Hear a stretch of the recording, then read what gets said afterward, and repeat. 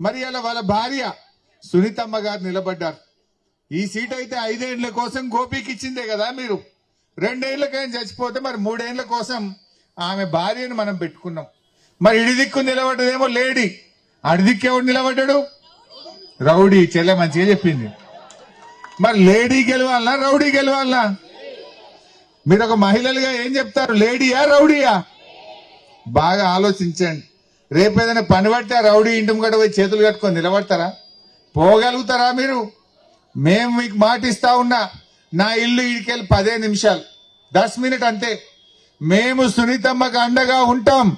మీ కష్టాల్లో, మీ బస్తీ సమస్యలు పరిష్కరించడంలో మీకు ఏ ఆపద పడ్డా, మీకే పని పడ్డా సునీతమ్మ ఒక్కటి కాదు, మేమందరం సునీతమ్మకు అండగా ఉంటాం, మీ సేవ చేస్తామని మనవి చేస్తా ఉన్నా.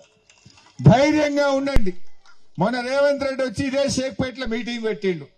షేక్పేట బస్తీల్లో వస్తలేరని కొడంగల్కి వెళ్ళి వికారాబాద్కి వెళ్ళి జనాన్ని తెచ్చుకున్నాడు.